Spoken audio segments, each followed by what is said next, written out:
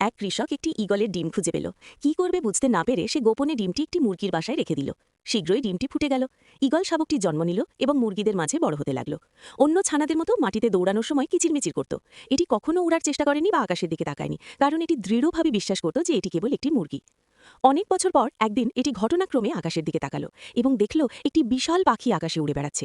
তার আকৃতি ছিল এতটাই শক্তিশালী, তার ভঙ্গি এতটাই মার্জিত যে তার সোনালি ডানা ঝাপটানোর খুব একটা প্রয়োজনই হচ্ছিল না। ঈগল শাবকটি মনোযোগ দিয়ে দেখল এবং জিজ্ঞাসা করল, ওটা কে? তার পাশের মুরগিরা উত্তর দিল, ওটা একটি ঈগল, পাখিদের রাজা। ওটা আকাশের বাসিন্দা, আর আমরা পৃথিবীর। আমরা কেবল মুরগি। এই কথা শুনে ঈগল শাবকটি মাথা নিচু করল এবং ধুলোয় ঠোকর দিতে লাগল। এটি তার জীবন একটি মিথ্যের মধ্যে কাটিয়েছে, মৃত্যু পর্যন্ত নিজেকে মুরগি বলেই বিশ্বাস করেছে। বাস্তবে এমনটা হওয়ার কারণ এই নয় যে সে মুরগি হিসেবে জন্মেছিল, বরং কারণ কেউ তাকে কখনো সত্যিটা বলেনি। মানুষের ক্ষেত্রেও একই কথা প্রযোজ্য। আপনি যদি মুরগিদের মাঝে বড় হন, তবে ঈগলের মতো উড়া কঠিন।